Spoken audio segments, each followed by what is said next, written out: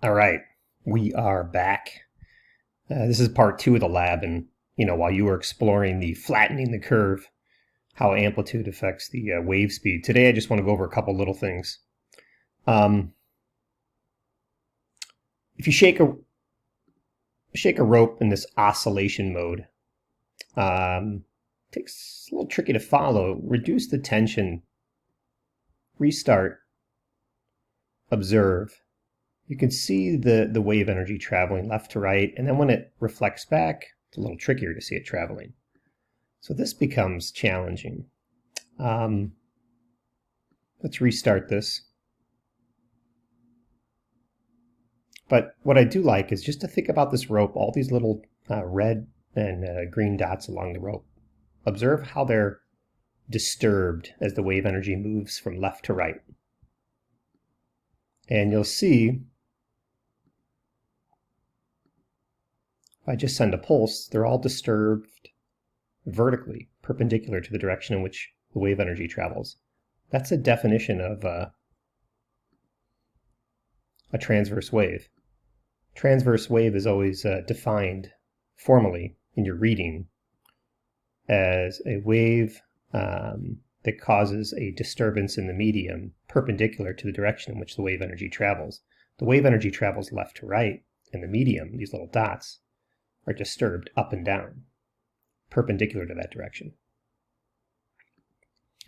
Again, I want to ask you to explore all these little different features of manually shaking the wave, an oscillation, which is a up and down vibration that continues, or sending pulses.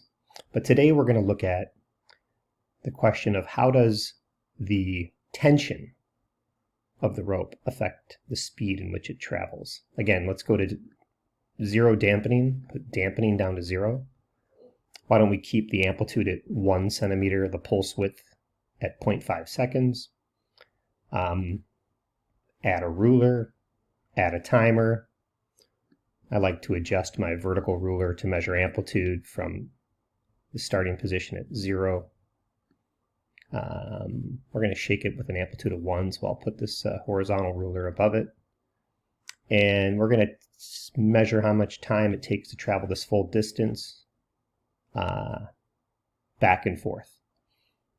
And if I send a single pulse